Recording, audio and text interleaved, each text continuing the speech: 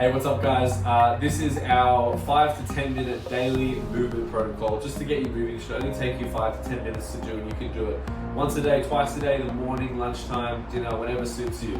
First movement we got here is just a simple flexion extension of the spine. So we're going to start by tucking the chin, rolling the shoulders forward, getting this nice round through the back, taking 3 to 5 seconds down, as low as you can go, and then coming back up nice and slow. As we're coming up, we're focusing on tucking the hips under, squeezing the glutes. And then we're going to roll back, let the arms fall back, looking for this nice long extension, chin up and chest to the roof. And then going back down, just like that. We're looking for that nice movement, that flexion and extension of the spine as we go. We're going to do this from anywhere from 6 to 8 reps, and we're going to take about 3 to 5 seconds per rep, just a nice slow tempo. All right, movement number 2 is going to be our QL extension. So we're going to get our elbow up on our head, behind the head, just like that. And now with our opposite arm, we're going to begin to reach down to the floor, lengthening through this shoulder. At the same time, we're going to drive this elbow back and up. So we're getting a nice big stretch, just like that. Really looking to drive that shoulder, that arm down to the floor. This one nice, looking for a nice big stretch all the way down through here in that lower back. Same thing, we're going to do about 6 to 8 reps per side. Nice slow tempo, a bit of a pause in this contraction here. Okay, so our third movement here is just going to be a standing rotation, just looking to get that spine rotation nice and warmed up for the day. So we're going to go arms folded in front of us, really simple. We're getting a nice tall chest, nice tall spine. Just going to be rotating around, driving that elbow back, coming back the other way again, driving this elbow back around. What we want to make sure is trying to keep our hips as square as we can, and trying to keep our head nice and square, so we're not cranking the neck at all around to the back. We're not letting the hips twist around at all, but just trying to keep that spine moving nice and smoothly. Same thing here, 6 to 8 per side. You can hold it a little bit at the end there, but nice and smooth, just like you can see Joel doing here. All right guys, we've come to our fourth movement here now, our standing butcher's block. So you see Joel's got his hands nice and spread on the wall, fingers apart. His elbows are locked, so his arms out all the way. And then what we're looking to do here is sink the chest down to the ground, looking for this nice thoracic extension through here.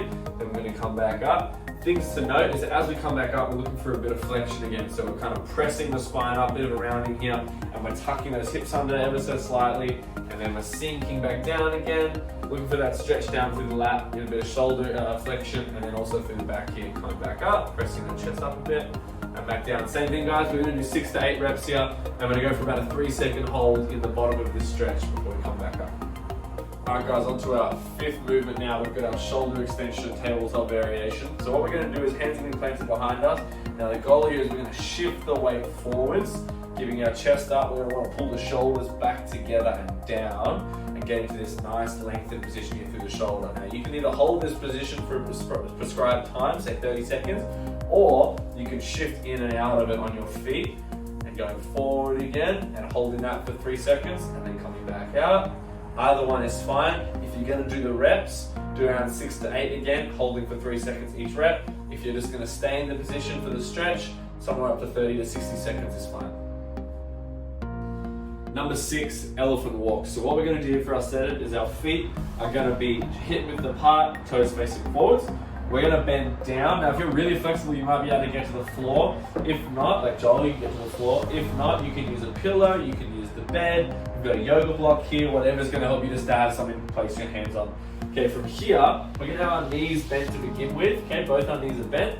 We're going to get nice and long through the spine.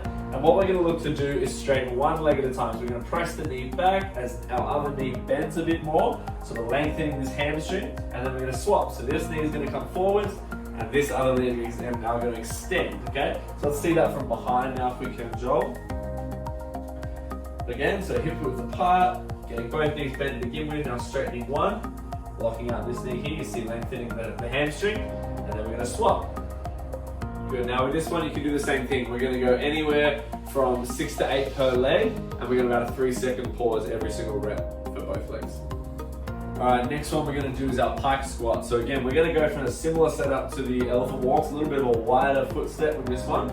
Now again, we can have our yoga block here. It can be a pillow, it can be the couch, could be the edge of your bed, whatever, something to place your hands upon. If you're ultra flexible like Joel, you might be able to do this one with your hands flat on the ground. So we're going to get into a squat position. if you're very flexible or you're very mobile or you can move well, you got a good squat, you can get into a really nice deep squat like so. If not, just go as low as you can go. So what we're going to do here, palms going to be on the floor for Joel, and what he's going to do to get into his pike position, we're now going to come up. He's going to stick his butt up in the air, locking out the legs, tucking that head under. We're going to hold this position now for about 3-5 seconds. Then we're going to drop back down. He's going to get back down to his squat position. Again, a bit of a pause, and then he's going to come back up. And what we're looking to do here is lengthen through these hamstrings and through this calf. So obviously a lot of people are quite tight, and also up to this upper back, still just working through that flexion and extension. All right, now if you're not very flexible, you can use the yoga block or whatever. Like just do this according to your flexibility level. Okay, again from there. Now if you only can get to here in your squat, stop there, that's fine. Just go from there. As long as you can go, we'll look to build on that over time. So that's our pike squat. Again, 5 reps, nice and slow, about a 3 to 5 second pause at the top in that stretch for every single rep. All right guys, our 90-90 hip internal and external rotation. Now this one is super key. You'll see this a lot in what we do. Really important for having healthy and happy and functional and well-moving hips. So right now, Joel is set up in his 90-90 position. So you'll see he's got his front leg at 90 degrees, his knee joint is at 90 degrees, and same with his back leg is at 90 degrees. That's really important. Make sure that those angles are correct, okay? From here, for our external rotation, we're gonna get our chest nice and proud. We're gonna support ourselves with our hands, chest up to the roof, and we're gonna shift our butt back and up. And then as you can see, Joel is gonna lean forwards and down over this knee. Now in this position, we wanna be feeling a nice big stretch through that posterior hip, okay? If you're not feeling it there, you're doing something wrong, all right? If this position, just come up for me, Joel. If this position here is really difficult for you to stay in, we're gonna raise the hip. So whether you've got a pillow or something else, like a yoga block, whatever you wanna use, we're gonna raise up that back hip and then we're gonna go again. So that will make that position a bit easier, leaning forwards, all right? From there, we're then gonna shift up, and now we're gonna put our emphasis over the back hip. So we're gonna now rotate our chest round, still staying nice and tall on the hip, making sure that our knees are still at 90-degree angles, and we're gonna attempt to lean over that back hip, okay? And now where we wanna feel this stretch is a deep sensation through that inner hip socket on this back leg, okay? If you're not feeling it there, you probably need to play with the position a little bit.